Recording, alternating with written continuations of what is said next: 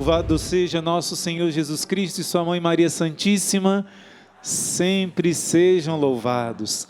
Deus convocou um exército e a minha graça já vai chegar. Seu povo fiel se apresenta. Deus está formando um exército de adoradores. Deus está formando um exército que não usa armas humanas, mas usa armas espirituais, como está em 2 Coríntios 10. Armas poderosas em Deus, capazes de destruir as fortificações do mal. E se você é um desses guerreiros, diga amém. A palavra de Deus diz em Joel que o fraco, aquele que está doente, aquele que está nas tempestades, nas batalhas, nas tribulações, possa declarar: eu sou guerreiro. Que o fraco diga: eu sou guerreiro, é uma ordem de Deus. O primeiro encontro do exército de São Miguel, que aconteceu justamente aqui, né?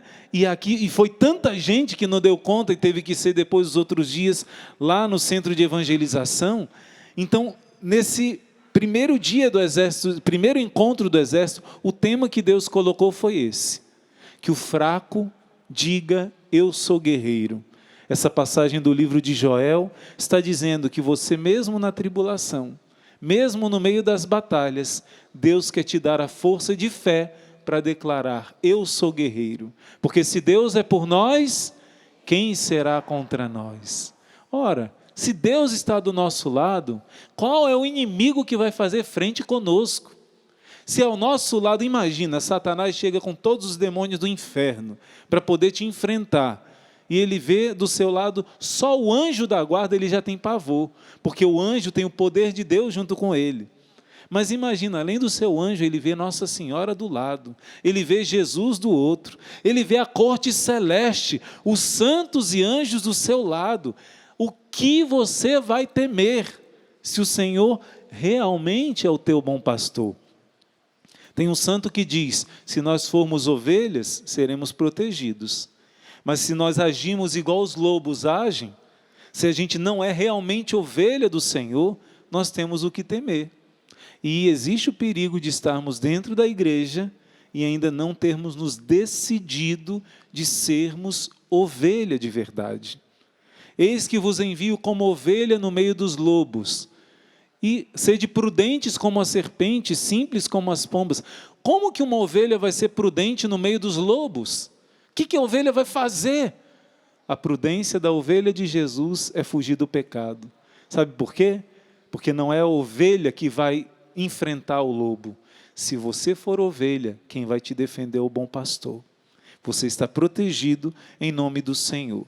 Na primeira formação, eu falei de como o Senhor nos dá, no meio da tempestade, no meio da batalha. Eu citei vários santos, o cardeal Vantuan.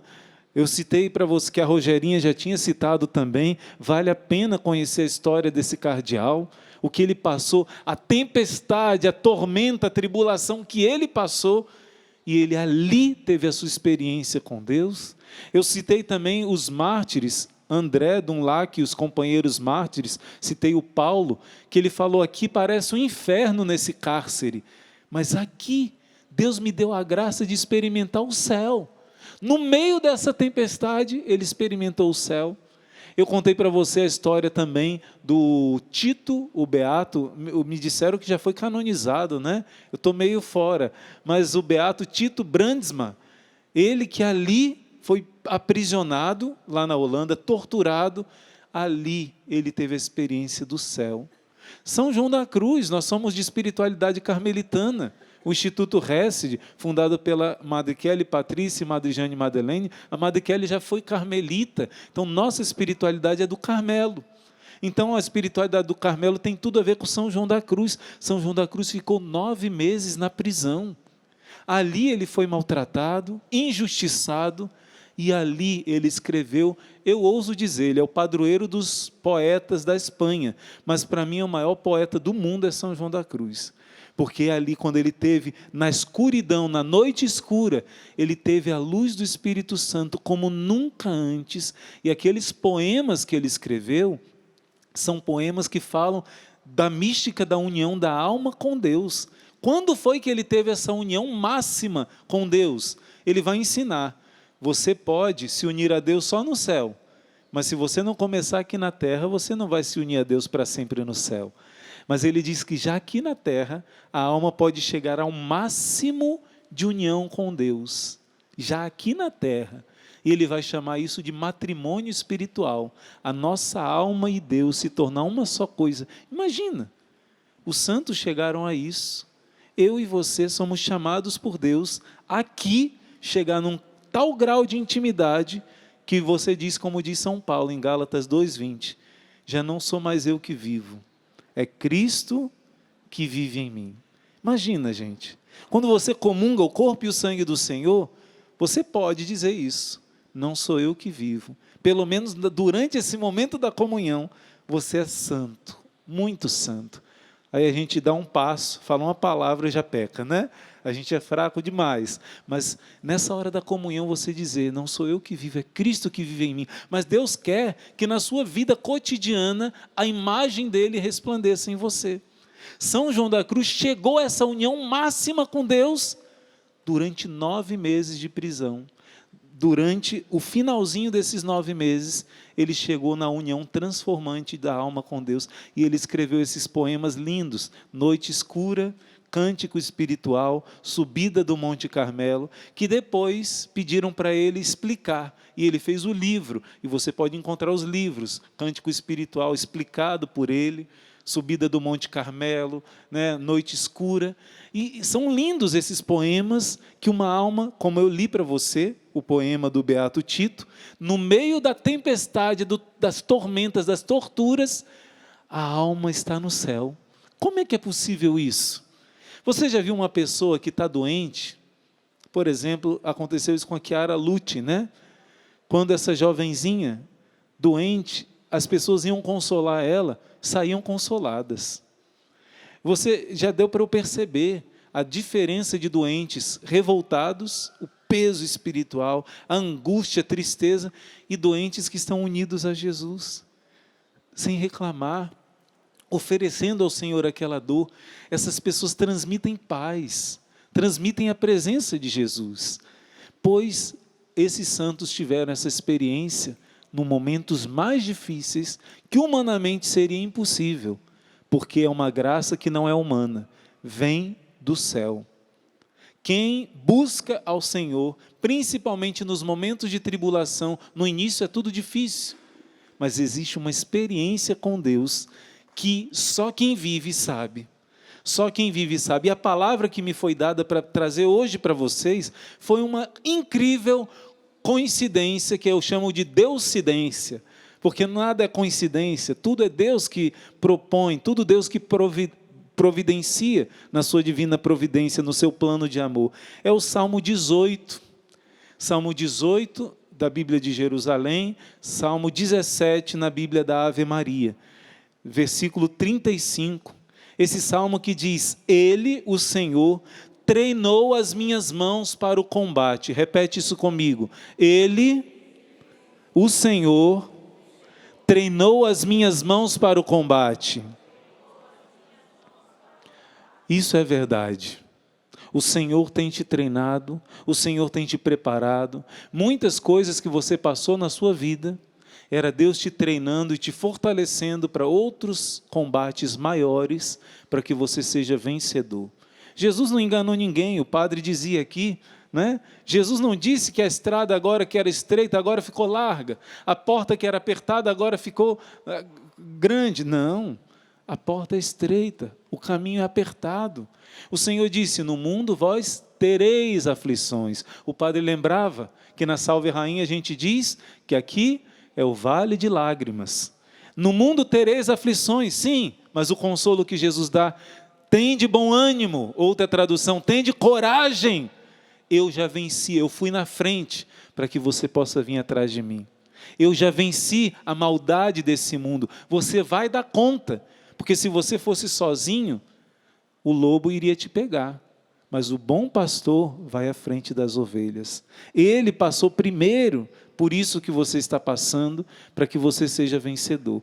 E esse salmo é exatamente o salmo que conta a minha história, pelo menos de um momento, de uma grande tormenta que eu passei, que eu vivenciei isso aqui, literalmente, foi esse salmo aqui. Olha que sinal de Deus, e eu quero partilhar isso com você. Me permita ler alguns trechos desses salmos, o Salmo 18, que diz assim: eu te amo, Senhor, minha força, meu Salvador, tu me salvaste da violência. O Senhor é a minha rocha, é a minha fortaleza. Quem me liberta é o meu Deus. Nele eu me abrigo, é meu rochedo, meu escudo e minha força salvadora. Minha torre forte e meu refúgio. Seja louvado. Eu invoquei o Senhor e fui salvo dos meus inimigos. Grava bem essa palavra. Ele é o meu rochedo. Repete muito nesse salmo. Ele é a minha rocha. É a minha rocha segura. Deus me pôs a salvo na rocha segura. Grava isso. As ondas da morte, olha aqui, imagina você nesse barquinho, nessa tempestade. As ondas da morte me envolviam. As torrentes da perdição me aterravam. Cercavam-me os laços da morte. A cilada da morte me atingia. Na minha angústia eu invoquei o Senhor. Ao meu Deus eu lancei o meu grito, e do seu templo ele ouviu minha voz. Ele inclinou do céu e desceu. Como um querubim ele voou, planando sobre as asas do vento. Do alto ele manda tomar-me, tirando-me das águas torrenciais, e livrando-me de um inimigo poderoso, de adversários mais fortes do que eu. O Senhor foi um apoio para mim, fez-me sair para um lugar espaçoso, porque Ele me ama. E Ele continua dizendo que Deus é o meu rochedo, e Deus é minha rocha, insiste com isso. Por que eu estou insistindo com essa palavra? Deus é a minha rocha. Porque esse salmo foi o salmo que depois de algum tempo eu experimentei, que foi o que eu passei, o que eu atravessei. Em 1995, eu tinha 14 anos. E nesse período, você sabe que a adolescência é também chamada de aborrecência, né? É uma fase que não é tão fácil da gente vivenciar. É uma fase que às vezes vem a tentações das revoltas contra os pais, contra a sociedade, as revoltas contra Deus. E eu nesse período passei por algumas situações difíceis, e vendo os outros jovenzinhos, eu aprendi com a minha família a viver a castidade, minha família católica, praticante, aprendi com a minha família todos os valores cristãos, mas nessa idade, quando chegou esse período, eu passando por umas situações difíceis no meu coração, vendo que outros jovens, parecia que dava tudo certo. Eu gosto muito do Salmo 72, que diz assim: olha só, Senhor, os pecadores, para eles dá tudo certo, para mim dá tudo errado. Para os pecadores eles prosperam, eles têm isso, eles têm aquilo, mas comigo, e o Salmo vai dizer assim: quando eu vi isso acontecer, eu quase caí no mesmo caminho do que eles, quase escorreguei na mesma pedra que eles. Mas quando eu entrei no teu santuário, eu entendi tudo. Eu entendi qual é o destino dos pecadores. Eu entendi, eu conheci a tua face, Senhor. E agora eu estarei sempre contigo. Esse Salmo 72 é lindo. E, na verdade, foi um pouco do que aconteceu comigo. Nesse período, meu primo me convidou para ir à praia. E, infelizmente, na praia, seja pagão, seja cristão, todos ali estão praticamente nus, né? E o pecado original não deixou de existir, a nossa inclinação para o pecado continua existindo, e vendo aquelas mocinhas ali de biquíni, seminuas, e passando pelas dificuldades, decepções que eu tinha passado, o diabo começou a falar assim na minha cabeça: você está vendo? Olha, todos os jovens que vivem, que namoram à vontade, são felizes. Você que quer obedecer o que seus pais ensinam, quer obedecer a palavra de Deus, quer casar virgem, você é infeliz, com você está tudo errado. Aí nessa hora, eu deixei a mente de Satanás me convencer. Eu disse: é mesmo, eu vou ser igual aos outros meninos, eu vou ser igual aos outros jovens, vou buscar namorar, e não vou casar virgem. E eu sabia que era pecado grave, porque meus pais são católicos, minha mãe era catequista, professora de religião, eu tinha consciência. Com 14 anos de idade ali eu tomei a minha decisão. Eu não vou mais casar virgem. E ali, quando meu primo chegou, eu disse, vamos dar uma volta. E quando eu chamei ele para dar uma volta, eu pensei, eu quero paquerar, eu quero namorar, eu revoltado com algumas situações de decepção que eu tive. E nessa hora, exatamente nessa hora, subindo uma grande pedra, se alguém aqui conhece Itacoatiara, lá no Rio de Janeiro, lá em Niterói, né? Então, eu só tinha ido uma vez na minha vida, foi a única vez que eu tinha ido nessa praia. E ali eu fui subindo uma pedra muito grande, e ele foi me mostrar, olha aqui que às vezes eu mergulho. Meu primo faz natação desde novinho. Eu nunca fiz natação, eu me viro na piscina, mas na praia, só que aquela praia, além de tudo, de ser perigosa, e o povo está cansado de ver gente morrer ali, o meu primo foi me mostrar ali onde ele pulava, mas aquela praia estava totalmente de ressaca. Estava super agitada, e as ondas assim, fora do normal, e ele foi me mostrar. E normalmente você não escorrega no local onde ele mostra. Mas eu e ele estávamos com a bermuda tectel, e a gente tinha mergulhado, e nossa bermuda molhada, quando a gente foi caminhando ali, chegou perto da beira, e essa água que escorreu dos pés, o limozinho que seco não escorrega, mas por causa da água eu escorreguei. Sabe aquela cena que você nunca imagina que vai estar acontecendo com você? Tipo você caindo de um prédio, você tropeça lá do térreo, você está caindo num prédio de 20 andares, aí no meio da queda você pensa assim, isso não está acontecendo, isso é mentira, acho que eu estou sonhando, né? É tipo isso que eu senti mais ou menos na hora que eu estava caindo. Então, quando eu caí, eu pensei, vou dar a volta nessa pedrona toda, e o meu primo depois explicou que tinha um lugarzinho lá que dava para subir, que as ondas te traziam de volta. E eu sei que nessa hora eu comecei a tentar nadar contra as ondas, rapidinho minha mão perdeu a força, eu não conseguia nem mexer mais, e comecei a gritar socorro. Ele pulou, ele primeiro riu, pensou que eu tinha pulado, depois ele pulou e ficou comigo, encheu de gente em volta da pedra, né? Encheu de gente em volta, e eles já estavam acostumados a ver gente morrer lá, com muita frequência. Eles jogaram a prancha, o vento estava forte, levou a prancha, e a prancha entrou dentro de uma outra pedra que tinha lá, não deu certo. E depois eu me lembro ainda de um senhor com a barba um pouco grisalha, que pulou, devia ter seus 50 anos, pulou, e ficamos nós três lá. E eu lembrava, engraçado nessas horas, como é que eu consegui lembrar? Meu pai dizia, meu filho, eu já salvei muita gente de afogamento, se um dia você se afogar, não tente segurar na pessoa, senão você mata a pessoa que quer te ajudar.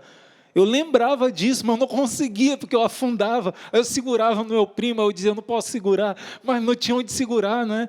Então, nisso foi acontecendo, o afogamento foi acontecendo, eu lembro que ficou tudo em câmera lenta, pelo menos na minha mente.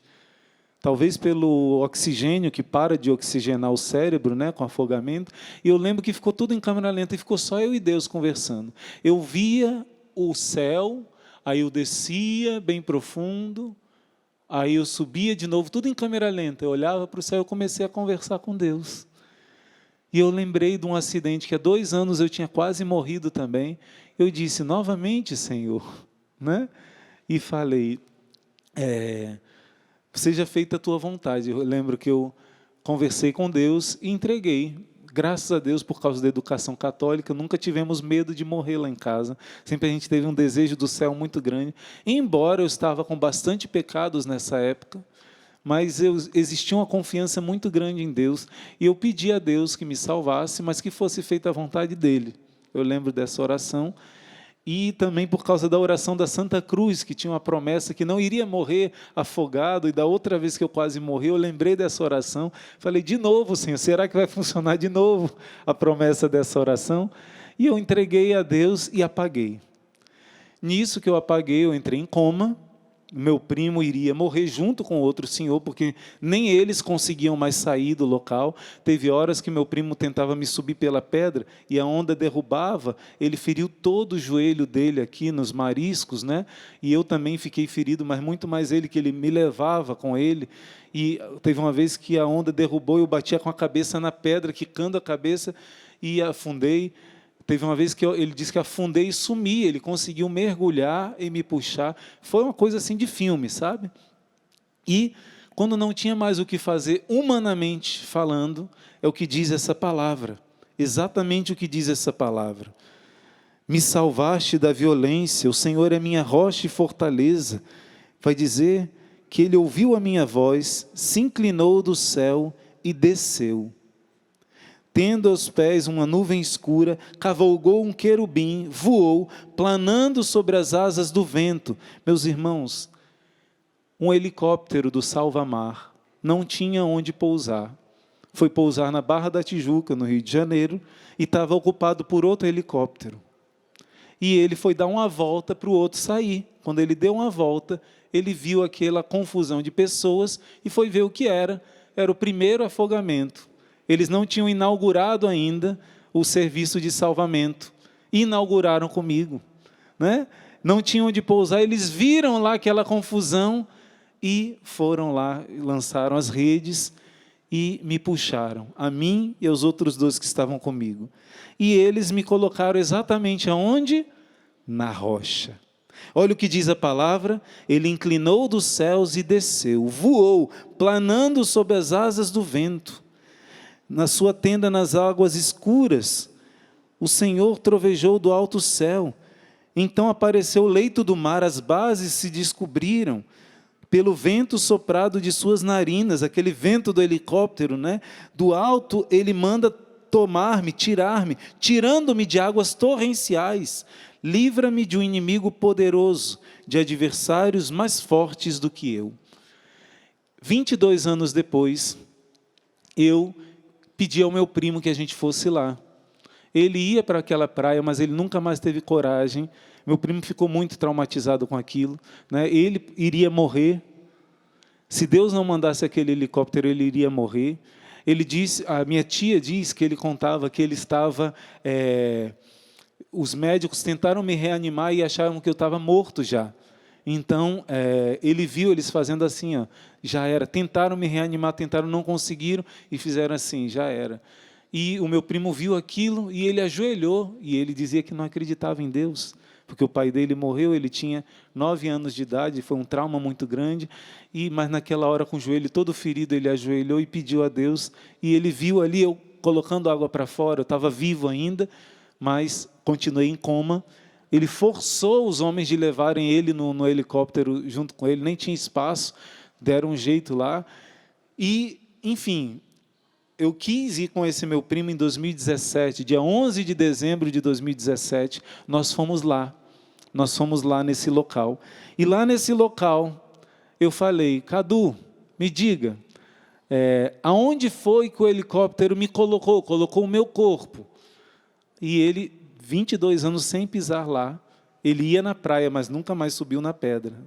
Mas ele disse, eu lembro, foi exatamente aqui. E quando ele, não sei se dá para colocar agora, coloca primeiro a minha imagem com meu primo, na ordem que eu dei. Olha, esse aqui é meu primo, só está aparecendo para quem está na TV, não sei se tem algum retorno para vocês aí. O meu primo comigo, lá nesse local da pedra, logo em seguida... pode passar outra imagem. Aqui, ele apontando qual foi o local exato onde o helicóptero colocou o meu corpo semi-morto. E a gente tirando foto, eu com meu pai e ele. Em seguida, olha só, gente. Gente, esse foi o local onde o helicóptero me colocou. As pedras formam um desenho de um coração. Pode mostrar outra foto? Exatamente o desenho de um coração. Não sei se você está lembrando que ontem foi a primeira sexta-feira do mês, dedicada ao Sagrado Coração de Jesus. Hoje é o primeiro sábado do mês, dedicado ao Imaculado Coração de Maria. Quando eu conheci esse salmo depois do afogamento, esse afogamento foi o diferencial da minha história. Vocês entenderam que eu estava indo para um caminho de perdição. Eu não sei onde eu estaria hoje se Deus não permitisse que eu caísse naquela pedra. Eu ia escorregar uma ladeira muito mais profunda que se chama pecado mortal. Como diz aqui, Ele me livrou de ondas da morte e as torrentes da perdição. Hoje talvez eu tivesse filho com uma, com outra, tivesse uma vida totalmente errada do que Deus sonhou para mim. Bendita a tribulação, bendita a tempestade, bendito o afogamento, que foi salvação para mim. Mais do que o helicóptero me salvar, foi Deus permitir eu cair, que me salvou. A minha vida, eu tinha acabado de me decidir pelo pecado mortal. A minha vida ia, olha, para outro caminho do que Deus tinha sonhado para mim. E por causa desse bendito acidente, Deus abençoou meu primo, né? Que um abraço para ele, para Cadu, e Deus abençoou a mim, me tirou da escuridão, me tirou das trevas, do engano de Satanás. Então, olha só, gente, e depois eu venho conhecer esse salmo falando que o Senhor é a minha rocha, Ele me colocou na rocha segura. Proteção, sempre rocha, representa segurança. Aí, 22 anos eu vou e percebo que ali a rocha tem o formato do coração do Senhor. Isso é o que eu falei para você na outra pregação, Jó 33,14, Deus sempre está falando, ora de um modo, ora de outro modo, e nós não prestamos atenção. Sabe qual é o grande perigo? A gente se acostumar com as coisas de Deus, a gente não ser atento. Jesus diz, um profeta não é aceito na sua casa. Por quê? Porque você se acostuma, né? Eu estou acostumado a viver com Jesus aqui na Eucaristia, perde aquela noção do sagrado, da grandeza. Eu não vejo, mas aqui está a grandiosidade do universo, o Criador do universo. Os serafins e os querubins tremem diante dele. A missa, nós não podemos nos acostumar. São Francisco diz que os serafins tremem diante do mistério da missa, os anjos grandiosos, e a gente vai de qualquer jeito, e a gente se acostuma. Então, os mistérios de Deus são tremendos. Esses pequenos sinais é Deus falando. Eu e meu primo não tínhamos prestado atenção. Meu pai que olhou e falou, olha aqui, meu filho. É um coração, é o formato de um coração. E a gente percebeu. A gente fez uma oração ali, agradecendo a Deus. Mas essa foi uma batalha que Deus me livrou. Foi uma tempestade que Deus me salvou. Mas não foi a pior. Mas se não fosse ter me tirado dessa, eu não teria enfrentado e vencido outras. Como eu disse, eu já tinha quase morrido, um vergalhão caí da árvore, um vergalhão ultrapassou, quase chegou do outro lado, perfurou os 2 pulmões pertinho do coração. Tudo isso era Deus me tirando num caminho de escuridão, mas a partir desse afogamento, eu entendi que Deus queria falar alguma coisa comigo. Eu entendi que eu estava num caminho errado. Deus me tirou do caminho do pecado mortal que eu estava, de 10 anos até os 15 anos, e ali foi a minha salvação. Se eu não tivesse passado por essa prova, que foi a minha libertação do pecado mortal, eu não teria tido forças para enfrentar outras batalhas. Deus me fez subir do deserto para me falar ao coração. Lembra que na última formação nós dissemos? Oséias capítulo 2, versículo 16. Eis que eu levarei minha esposa ao deserto, e lá no deserto eu falarei ao seu coração. Será que você tem percebido que as suas tempestades, os seus desertos, é o local onde Deus quer falar ao seu coração? Será que você tem percebido Deus falar nessa tempestade? Você tem conseguido deixar Ele falar? Cântico dos Cânticos, capítulo 3, versículo 6. Que é aquilo que sobe do deserto? Olha, sobe do deserto, da provação, do sofrimento, como colunas de fumaça perfumadas com incenso e mirra, e todos os perfumes dos vendedores. Imagina, a Bíblia está dizendo que a sua amada está saindo do deserto. Lembra que em Oséias Deus fala que vai levar para o deserto para purificar? Lá no deserto, lá na tempestade, você pode dar o nome que quiser. Lá na tribulação, Deus quer falar ao seu coração. Aí agora está falando que ela sobe, a esposa sobe do deserto, ela vem da purificação, ela vem da provação, e agora ela está cheia de perfume, como uma coluna de fumaça. Aqui está falando da igreja, que somos cada um de nós, a esposa do Cordeiro. Em Cântico dos Cânticos fala, ela com fumaças de incenso e mirra. O que significa incenso na Bíblia, na vida espiritual? Na provação, foi o tempo que você mais rezou. Na provação, o seu incenso subiu para o céu muito mais. Um dia de provação, a gente reza muito mais do que 10 dias sem provação. É ou não é? Quando a gente está na dificuldade, nosso joelhinho se dobra direitinho. A gente aprende a rezar mais. A gente amadurece nossa busca. Sabe, buscar Deus como um sedento num deserto, querendo um copo de água? Sabe, como uma pessoa que está sem respirar, se afogando, querendo ar. Quando a gente está na tribulação, a gente deseja Deus como um sedento que é um copo d'água. Como uma pessoa que quer respirar o ar. E isso... Olha a amada, ela sobe do deserto, cheio de incenso, oração, cheia de mirra. O que é mirra no mundo espiritual? Mortificação, jejuns, sacrifícios. A amada está subindo no deserto como uma guerreira. Olha só, e continua. É a liteira de Salomão. 60 soldados a escoltam, soldados seletos de todo Israel. Todos eles são treinados na espada, provados em muitas batalhas. Eles vêm todos armados de espada, preparados para surpresas noturnas. O que quer dizer essa passagem? A liteira de Salomão é a igreja. E cada um de nós somos a igreja, somos a esposa, mas somos também os guerreiros que defendem essa igreja. Esses guerreiros, todos eles estão com as mãos preparadas, treinados na batalha. Nossa Senhora diz nas suas aparições em Medjugorje que em breve Deus vai dar um grande sinal para a humanidade inteira acreditar. Em breve. Mas ela diz, não esperem esse grande milagre, porque se converter não é de um dia para o outro. Muitos vão ver, mas não vão se converter. Será tarde, porque a conversão é um caminho. Sabe o exercício físico que você tem que treinar e pegar condicionamento, não é de uma hora para outra? Se você está preparado, você vai aguentar o tranco?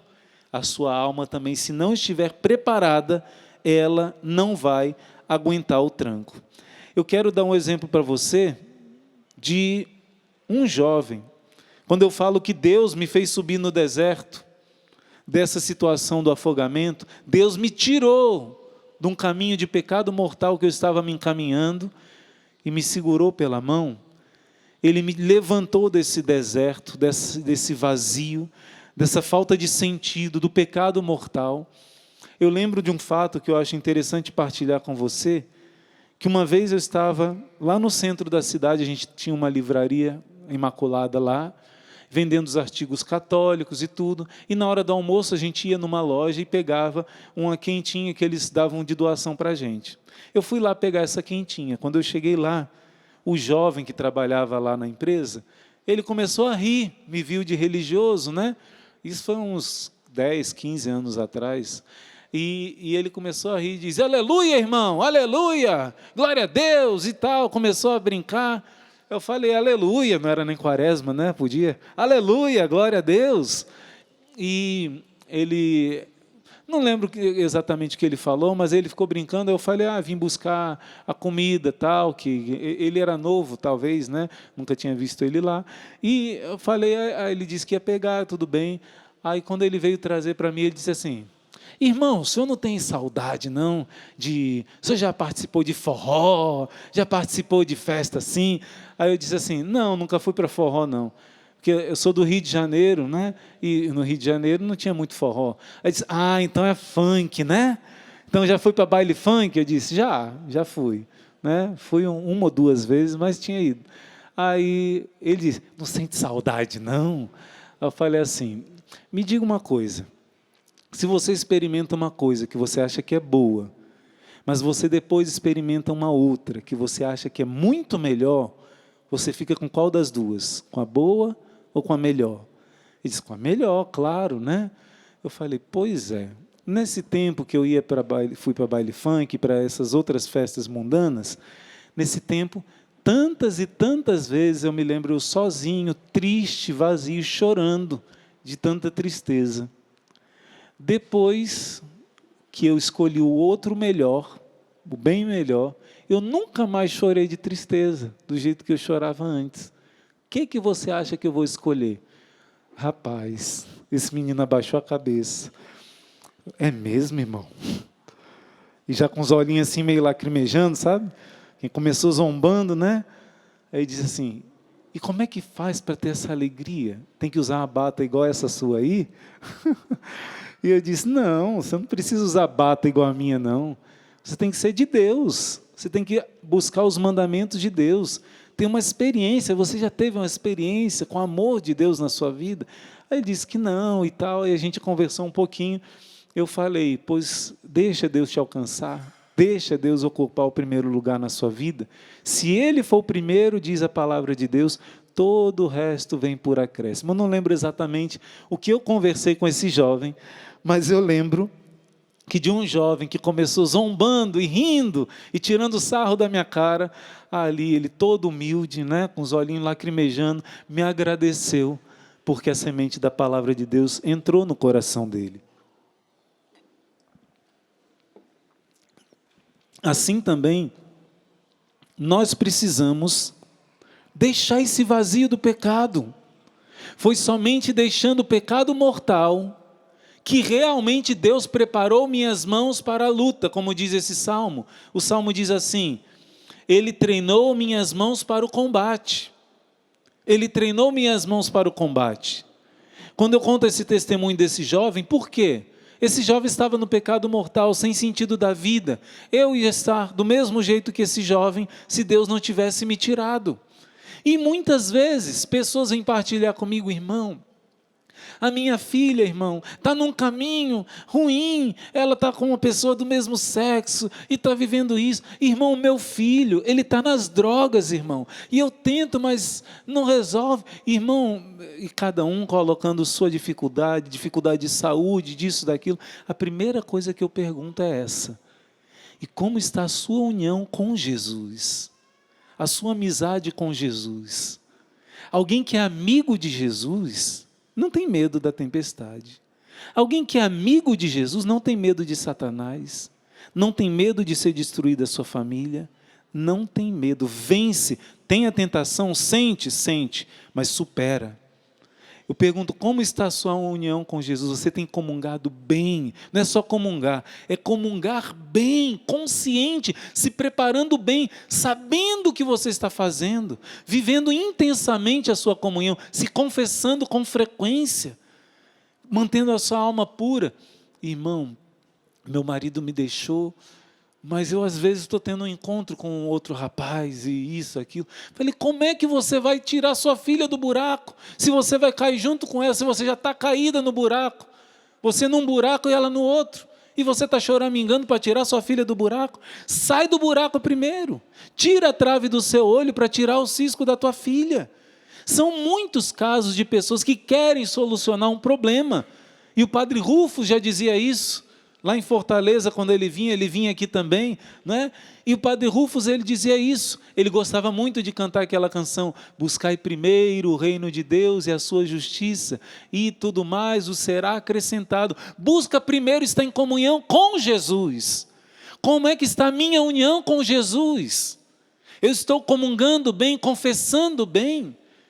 Às vezes eu comungo, quantas pessoas estão comungando, lá atrás esconderam um pecado mortal, então estão em sacrilégio ainda porque esconderam, tiveram vergonha, e ainda hoje não tiveram coragem de tirar esse câncer de dentro do coração que é o pecado. Então, como está a sua comunhão com Jesus? Pessoas que estão comungando, mas em pecado mortal. Pessoas que vivem na igreja, mas não querem mudar. A igreja diz que não pode inseminação. A igreja diz que não pode anticoncepcional. A igreja diz que não pode. E você vivendo em desobediência, vivendo em pecado, e você quer receber as graças. Busca primeiro o reino de Deus. Deixa o pecado mortal. Não precisa acontecer com você a tempestade que aconteceu comigo. Eu vejo assim que Deus me pegou, na hora que eu me decidi pelo pecado, Ele falou, deixa, lá no Ceará que diz, deixa estar. Aí Ele pegou, me chacoalhou ali na água, pronto, agora está mais limpinho, agora eu posso dar a Ele uma experiência. Foi depois disso que eu deixei o pecado, me livrei da masturbação, que eu era escravo durante 5 anos, decidi de casar virgem, depois que veio a vocação, depois que a folha me pegou, né? Quem ouviu outra pregação. Então, primeiro deixar o pecado mortal. Se não fosse aquele afogamento, Deus não tinha me dado a força para vencer todas as outras batalhas que vieram em seguida. É preciso primeiro deixar o pecado mortal. Deixando o pecado mortal, o que aconteceu? Eu ia para a missa todo domingo, mas nunca tinha tido uma experiência com Jesus. Depois que eu deixei o pecado mortal, eu comecei a ler o Novo Testamento e comecei a chorar, ter a minha experiência com Deus, que eu lia, não entendia, não tinha essa abertura. Eu ia para a missa, não sentia a presença do Senhor, comecei a ter experiências profundas com o Senhor, aí Ele pôde me fortalecer, treinar minhas mãos para a guerra. Antes de tudo, filho, filha, deixa o pecado, rompe com o pecado, quebra essa corrente, não consigo, dobra o joelho, impossível você pedir ajuda, insistir e o Senhor não te libertar. Mas a minha situação é assim, pede e recebe, é a promessa de Deus. Mas o que adianta? Acordar de madrugada para rezar o rosário, para pedir saúde, para pedir emprego, para pedir isso e aquilo, e não pedir em primeiro lugar para eu vencer o pecado mortal, que eu ainda estou preso. Acorda de madrugada, mas pede primeiro para você deixar esse pecado. Aí sim você vai ser canal de bênção na sua família. Primeira arma que Deus quer te dar é a graça de Deus. Converter-se e ter a graça de Deus, uma boa confissão, viver na graça de Deus. O ex-satanista Zachary King, ele fazia às vezes feitiço para matar pessoas. E ele matou muitos fazendo feitiço de morte. O inimigo existe. E se o inimigo encontra brecha, ele age. E ele disse que 95%, hoje ele é convertido, né?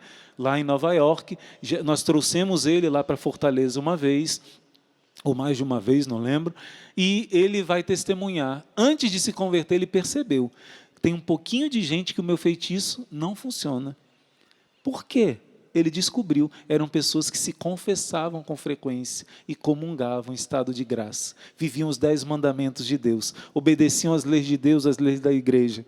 Nessas pessoas o feitiço de morte não alcançava nada, não tinha efeito, porque é o escudo espiritual, é a armadura do cristão. De toda a armadura do cristão, a principal é a couraça da justiça, que é o quê? A graça de Deus. Na confissão você é justificado pelo sangue do Cordeiro, é blindado. Todo o resto vai vir por acréscimo.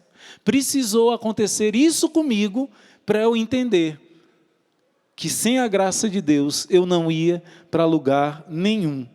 Então, esse é o tempo que Deus está nos treinando, esse é o tempo que Deus está nos preparando, nos dando armas para a batalha. E tem um outro salmo, o tema de hoje é o Salmos 18, 35, como eu disse na Bíblia Ave Maria 17.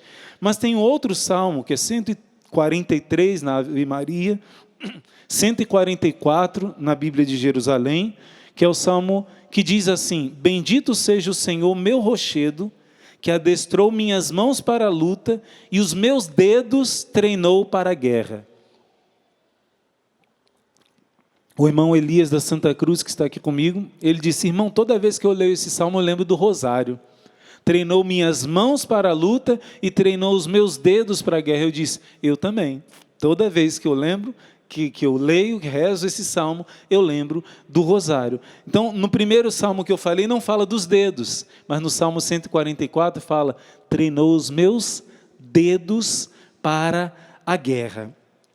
Filho, filha, como eu disse para você, Nossa Senhora avisou que daqui a algum tempo, e não está longe, Deus vai dar um grande sinal para todos. Mas ela disse: vocês têm que se converter agora. Se vocês deixarem para quando acontecer um grande milagre, e o Monsenhor Jonas pregava muito sobre Medjugorje. Medjugorje é uma aparição de Nossa Senhora, Rainha da Paz, que marcou minha vida, mudou minha vida. Depois que eu comecei o processo de conversão, uns 2 anos depois eu conheci Medjugorje e eu e minha mãe e minha família começamos a viver as 5 armas que Nossa Senhora nos treinou para a guerra. Deus está formando um exército e esse exército é um exército que adora, é um exército que lê a palavra de Deus, é um exército que faz jejum, é um exército que ama a Eucaristia acima de tudo. É um exército que reza o rosário como São Luís Maria. O meu nome é irmão Luís Maria por causa desse santo. Ele profetizou que os apóstolos desses tempos andariam com a cruz na mão direita e com o rosário na mão esquerda. E que Satanás teria medo de nós. É sobre nós que ele profetizou. É para esse tempo. Deus está te capacitando para a guerra. Deus está te dando armas para a guerra. E Nossa Senhora disse em Medjugorje: filhos, vocês têm que praticar agora. Vocês têm que viver. Por que 5 pedrinhas? Padre Jonas pregava muito. Porque Davi colocou 5 pedras na sua bolsa, no seu alforje, no seu bornal. E ali com aquelas pedras ele foi enfrentar um guerreiro muito mais forte do que ele. Satanás é mais forte que você. Satanás é mais forte do que eu. Mas ele não é mais forte do que aquele que está comigo. Você entende isso? Não seja soberbo, porque ele é mais forte que você. Não confie em você mesmo, porque ele pode te enganar. Agora, se você está com Jesus, e aí entra a graça de Deus, a confissão bem feita, o diabo tem medo de você. O diabo tem medo de você. E eu quero te convidar, se você tem o seu crucifixo, pega o seu crucifixo agora. O Senhor, beija o Senhor na cruz. Porque o Senhor quer hoje te capacitar. Ele te chama a fazer parte do exército dele. Já podemos começar a dedilhar essa canção para a oração. Deus está formando um exército que reza na madrugada. Quem aqui reza o terço do combate com o exército de São Miguel? Levanta a mão. Glória a Deus nas alturas. Quem nunca rezou? Quem reza o rosário na madrugada? Levanta a mão. Quem nunca rezou nem o rosário na madrugada, quem nunca rezou o terço do combate com o Instituto Hesed, eu faço convite. Deus está ensinando a nós sermos guerreiros e vencermos através da adoração, do jejum, da leitura da palavra de Deus, do Santo Rosário e da confissão frequente, as 5 pedrinhas. Deus está formando um exército de pessoas que não defendem só a si, que levantam a sua família. Famílias são restauradas por um só, que está aprendendo a dobrar os joelhos, adorar o Senhor e usar as armas para valer. Usar as armas para valer, guerrear para valer. Isso é uma profecia que está se cumprindo, filho, filha. Há pouco tempo foi parar na minha mão um livro chamado Ensino Ieso. Esse livro é Jesus falando ao coração de um monge. E Jesus fala que ele está levantando um exército de pessoas que adoram o Santíssimo Sacramento. Todos os dias. E ele disse, por meio dessa adoração de milhares de pessoas, é que vai vir um novo Pentecoste para o mundo. O famoso triunfo do Imaculado Coração de Maria está chegando. Padre Pio profetizou que era para esses tempos. Em 1963, um homem perguntou ao Padre Pio: Padre, quando será o triunfo do coração de Maria? O Padre Pio parou e disse: eu e você não veremos, mas essas crianças que estão aqui verão. Crianças de 10 e 9 anos. Ora, 10 anos em 63, nasceu em 53. Minha mãe é de 51, está com seus 73 aninhos. Pois essas crianças de 73 aninhos verão. Nossa geração verá esse tempo maravilhoso. Depois da grande purificação que o mundo está passando, nós veremos. E quem vai estar nesse triunfo? Porque dizem algumas revelações, uma beata chamada Helena Aiello diz que bilhões de pessoas vão perecer.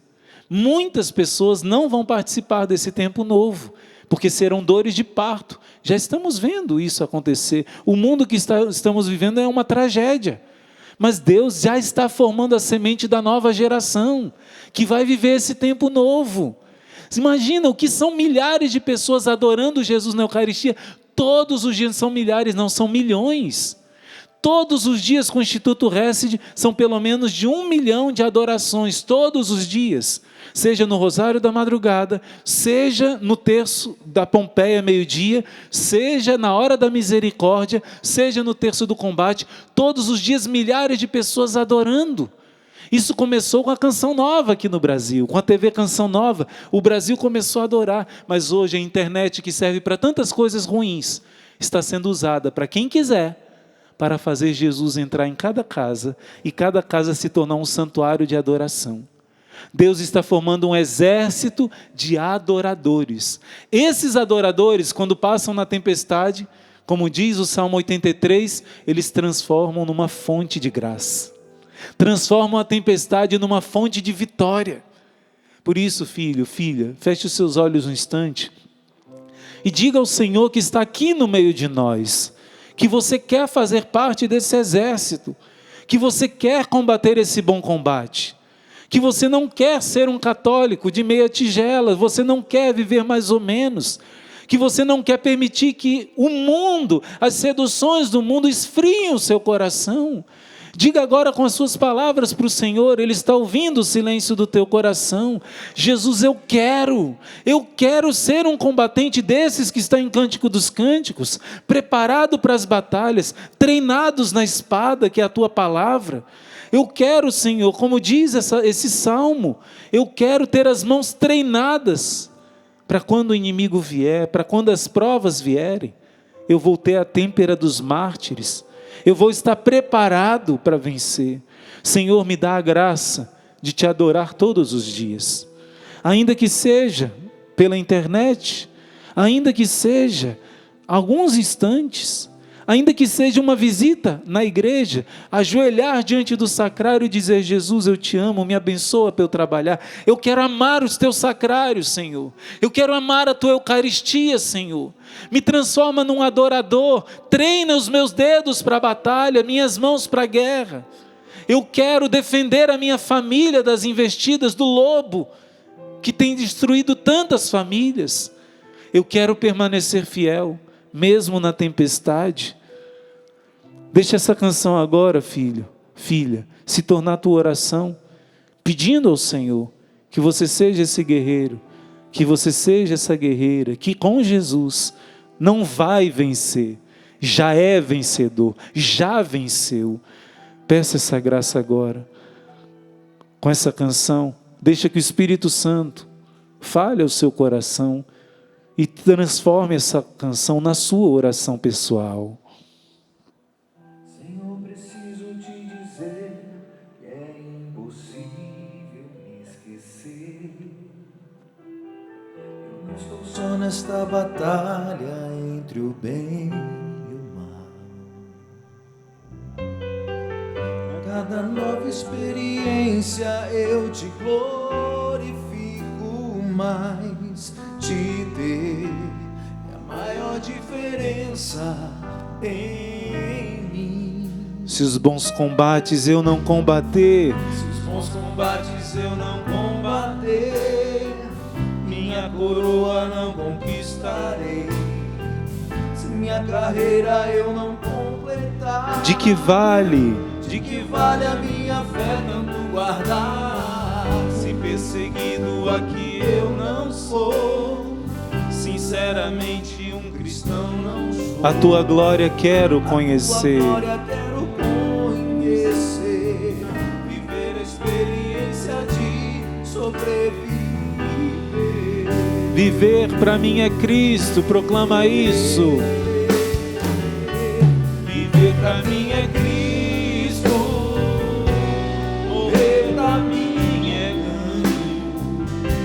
Não há outra questão, quando se é cristão, não se para de lutar. Triunfarei sobre o mal. Triunfarei sobre o mal, conquistarei com fé. Não há outra questão, quando se é cristão, não se para de lutar até chegar ao céu.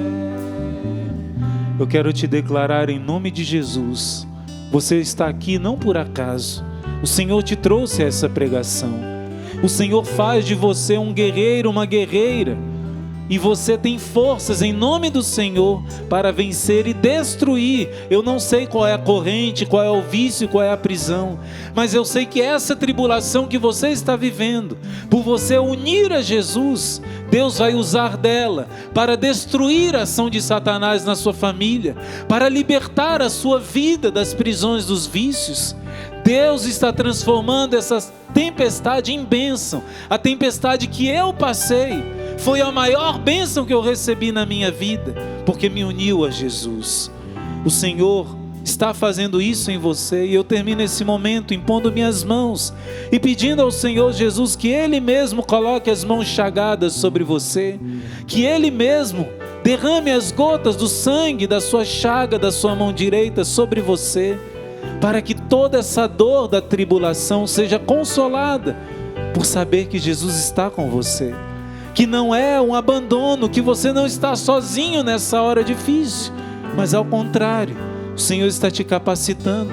O Senhor transforma essa tribulação, essa tempestade, numa grande bênção, assim como o Senhor fez na minha vida, Senhor. Bendita a tribulação que me resgatou das trevas e transformou as trevas em luz na minha vida. Transforma também, Senhor, essa tribulação, essa tempestade, essa dificuldade, numa grande bênção, numa grande libertação, numa transformação na vida desses teus filhos, na vida dessas tuas filhas, desse teu filho, dessa tua filha. E ainda uma vez, com a mão no seu coração, proclama: viver para mim é Cristo. Viver pra mim é Cristo, morrer pra mim é ganho.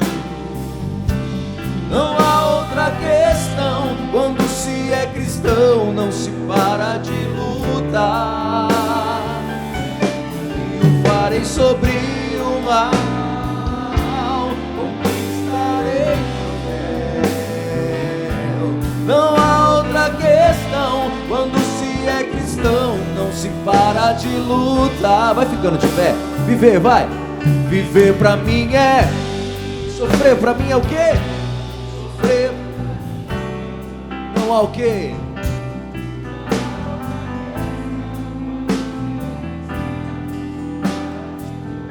Triunfarei, força, vai.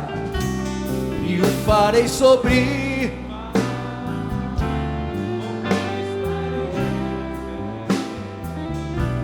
Não há outra questão, quando se é cristão, não se para de lutar até chegar ao céu. Dá uma salva de palma bonita para o Senhor. Ele é a nossa vitória, Ele treina nossas mãos para a guerra e nos dá certeza da vitória. Nós vamos ainda ter outros momentos de formação, de oração, hoje à noite de adoração. E depois, em outro momento, vamos falar também de armas que o Espírito Santo nos dá. Você renunciando o pecado, os carismas do Espírito Santo podem agir poderosamente para que você seja sinal dos milagres de Deus também na vida de outras pessoas. Amém? Então termina com a salva de palma para o Senhor que merece. Glória a Ti, Jesus. Amém.